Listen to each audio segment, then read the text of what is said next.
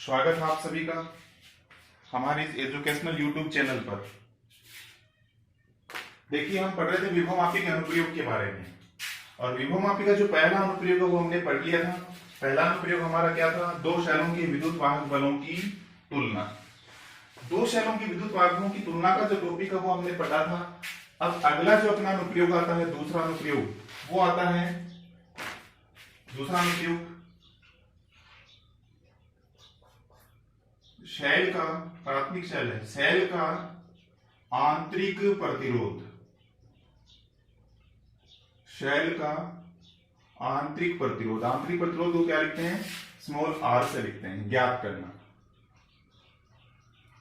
शैल का आंतरिक प्रतिरोध हम ज्ञात करें, ठीक है। तो देखो, मैंने आपको बताया था विभवमापी की सहायता से दो शैलों के विद्युत वाहक बलों की तुलना का टॉपिक आपको मैंने बताया था। उसके अंदर मैंने आपको एक चीज बहुत क्लियर बताई थी कि प्राथमिक परिपथ आपको कहीं भी चेंज नहीं करना है। प्राथमिक परिपथ जो एक बार आपने बना लिया वो का वो आपको प्राथमिक परिपथ वो रखना है। क्या किया था हमने? देखो, विभवमापी हमने लिया था, ये उसका विभवमापी का पहला सिरा था, ये दूसरा सिरा था। ये तार था AB, जिसकी लंबाई कितनी थी? 10 मीटर थी, ठीक है। प्राथमिक परिपथ हमने क्या किया था? इस सेल के एक टर्मिनल, सेल के प्लस को हम ए टर्मिनल से जोड़ रहे थे। इसका विद्युत वाहक बल मान लेता हूं एप्सिलॉन पी है। एप्सिलॉन पी मैंने इसलिए किया क्योंकि यहाँ पे कोई प्राथमिक परिपथ में प्राथमिक सेल जुड़ा है। इसके साथ हमने कुंजी जोड़ी थी के, इसके साथ में हमने एक धारा नियंत्रक जोड़ा था, और धारा नियंत्रक जो है वो उसका दूसरा टर्मिनल है वो बी से जोड़ा था। ये अपना प्राथमिक परिपथ है। हर अनुप्रयोग के अंदर आपको यही मिलेगा। दूसरा अनुप्रयोग आपको ध्यान में रखना है कि आपको करना क्या है। जैसे सेलों की तुलना हमने की थी तो दूसरे परिपथ में हमने दो सेल जोड़ दिए थे। यहाँ पे हमें क्या करना है? किसी सेल का आंतरिक प्रतिरोध ज्ञात करना है। तो जिस सेल का आंतरिक प्रतिरोध आपको ज्ञात करना है उसका प्लस है वो ए से जुड़ेगा, प्लस सारे जगह जुड़ेंगे। मान लो कितने विद्युत वाहक का सेल है? एप्सिलॉन, ठीक है। इसकी हमें तुलना करनी है, तो इसके साथ हम क्या करते हैं? देखो, इसके समांतर क्रम में जोड़ते हैं हम एक प्रतिरोध बॉक्स। इसके समांतर क्रम में हम क्या जोड़ते हैं? एक प्रतिरोध बॉक्स जोड़ते हैं, एक कुंजी जोड़ देते हैं K1, इस प्रकार से, ठीक है। ये जो सेल का दूसरा सिरा है इसके साथ हम जोड़ देते हैं एक धारामापी, और धारामापी का जो दूसरा सिरा है उसके साथ हम जोड़ देते हैं एक जोकी, ठीक है। ये अपना दूसरा परिपथ जो है, द्वितीय परिपथ, वो तैयार हो गया। किसके लिए? सेल का आंतरिक प्रतिरोध ज्ञात करने के लिए। जिस सेल का आंतरिक प्रतिरोध आपको चाहिए वो यहाँ पे जुड़ा है, उसका प्लस पहले वाले सेल के प्लस के साथ ही जुड़ता है। उसके समांतर क्रम में कुंजी के साथ हम एक प्रतिरोध बॉक्स है वो जोड़ देते हैं। इस प्रतिरोध बॉक्स में से हम कोई भी प्रतिरोध है वो फाइंड कर लेते हैं। जैसे मैंने 2 ओम का निकालिए, 4 ओम का निकालिए, ज्ञात मान होगा, ये R ज्ञात होगा, ठीक है। तो हम क्या करते हैं? देखो, सबसे पहले हम कुंजी K को ऑन करते हैं। जो ही हम कुंजी K को ऑन करते हैं आपको विद्युत वाहक बल मिलता है, ठीक है। कौन से सेल का मिलेगा? इसी का मिलेगा, क्योंकि जब इसको ऑन करेंगे तभी परिपथ काम करेगा। ये बाद में जुड़ेगा प्रतिरोध बॉक्स से, क्योंकि अभी हमने कुंजी K1 को ऑन नहीं किया है, पहले हमने कुंजी K को ऑन किया। जब हमने कुंजी K को ऑन किया उस समय आपको विभव प्रवणता क्या मिलेगी? बताओ। कुंजी K को ऑन करेंगे उस समय आपको विभव प्रवणता क्या मिलेगी? क्या मिलेगी? मैं मान लेता हूं विभव प्रवणता क्या है?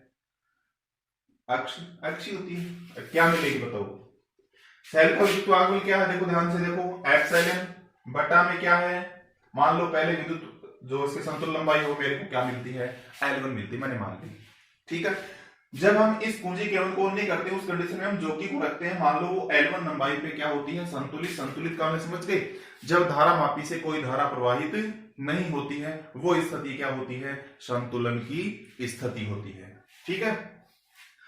यहां से आपको देखो एप्सिलॉन इक्वल टू क्या मिल जाएगा? XL1। इसको मैंने इक्वेशन नंबर क्या लिख दिया? फर्स्ट। ये हमने कब किया? जब कुंजी K को ऑन करके ये सेल परिपथ में जोड़ा। उसके बाद हम कुंजी K1 को ऑन करते हैं। जो ही हम कुंजी K1 को ऑन करते हैं इसमें से हम प्रतिरोध निकालते हैं, तो आपको इस सेल के सिरों पर क्या मिलेगा? देखो, जब सेल के साथ हम परिपथ जोड़ देते हैं, मैंने मान लो यहां से कितना प्रतिरोध काम में ले लिया R, तो इसके सिरों पर क्या मिलेगी? आपको विभवांतर मिलेगा। तो तार की विभवांतर क्या मिलेगी? इस कंडीशन में ये भी धारा को रोकेगा, तो विभवांतर आपको मिलेगा, मान लेता हूं विभवांतर क्या है? V बटा लंबाई मान लो आपको क्या मिलती है इस कंडीशन में? L2। L1 नहीं मिलने वाली, क्योंकि L1 कब मिली थी? जब ये नहीं जुड़ा हुआ था। अब कोई और लंबाई आपको मिलेगी, ज्यादा मिले कम मिले जो भी है वो इसकी उपस्थिति है, वो मान लो क्या मिलती है हमें? L2। तो V इक्वल टू क्या हो गया? XL2, equation number 2। आगे कुछ भी नहीं करना। कुंजी K1 को पहले ऑफ रखना है, ऑफ रखते आपको संतुलन लंबाई L1 मिलेगी, विभव प्रवणता ज्ञात कर लो। फिर कुंजी K1 को ऑन करना है, ऑन करने के बाद विभव प्रवणता तो अक्षी रहनी है, वो चेंज नहीं होगी, पूरे के पूरे तार के ऊपर लंबाई आपको मान लो क्या मिल जाती है L2, लेकिन वो L2 मिलेगी वो इसके कारण मिलेगी, तो इसके सिरों पर विभवांतर कितना स्थापित हो गया, प्रतिरोध के कारण V मान लिया।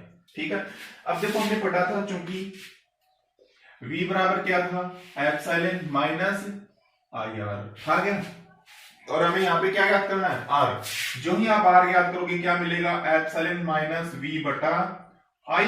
I की वैल्यू हमारे पास नहीं है, ध्यान रखना, I की वैल्यू हमारे पास नहीं है, तो हम इसको ऐसे लिख सकते हैं एप्सिलॉन माइनस V बटा, देखो V बराबर IR होता है, तो I बराबर क्या हो जाएगा, V बटा R, तो V और गुणा में क्या चला जाएगा R। ये संबंध हमने पढ़ा था, याद हो तो, सेल की टर्मिनल वोल्टता, सेल के विद्युत वाहक बल और सेल के आंतरिक प्रतिरोध के मध्य संबंध था, V बराबर एप्सिलॉन माइनस IR।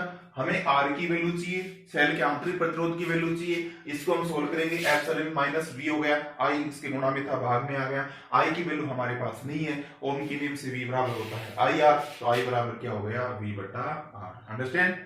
अब इसकी वैल्यू हम पुट कर देते हैं समीकरण 1 और 2 से। एप्सिलॉन की जगह क्या पुट करोगे, xL1 V की जगह xL2 V की जगह xL2 और गुणा में क्या है R। ऊपर देखो x कॉमन है, कॉमन ले लिया, L1 माइनस L2 बटा में क्या है x L2 गुणा में क्या है R। x से x कैंसिल हो जाएगा, R इक्वल टू क्या बचेगा, L1 माइनस L2 बटा L2 गुणा R। ये क्या है, किसी सेल का आंतरिक प्रतिरोध। क्या चाहिए आपको आंतरिक प्रतिरोध के लिए, देखो इसमें से प्रतिरोध आप निकालोगे आपको पता होगा, और वो प्रतिरोध क्या होगा, कैपिटल R। ये आपको मालूम होगा, आप ही तो निकालोगे इसमें से, आप ही तो काम में लोगे। 2 ओम का काम में ले रहे हो, 5 ओम का काम में ले रहे हो, या 10 ओम का काम में ले रहे हो, या 0.5 ओम का काम में ले रहे हो, तो R की वैल्यू आपके पास पहले से ज्ञात है, ज्ञात माने L1 कब मिलेगा, कुंजी इसको बंद रखूं, जो की को रखते जाओ, जब धारा मापी में शून्य स्थिति आ जाए, कोई धारा प्रवाहित नहीं हो, L1 हो जाएगी। इसमें डॉट लगाओ, प्रतिरोध निकालो, उसके बाद जोकी को रखते जाओ, जो भी लंबाई आपको मिलेगी जहां पर धारा मापी में धारा प्रवाहित नहीं होगी, L2 मिल जाएगी।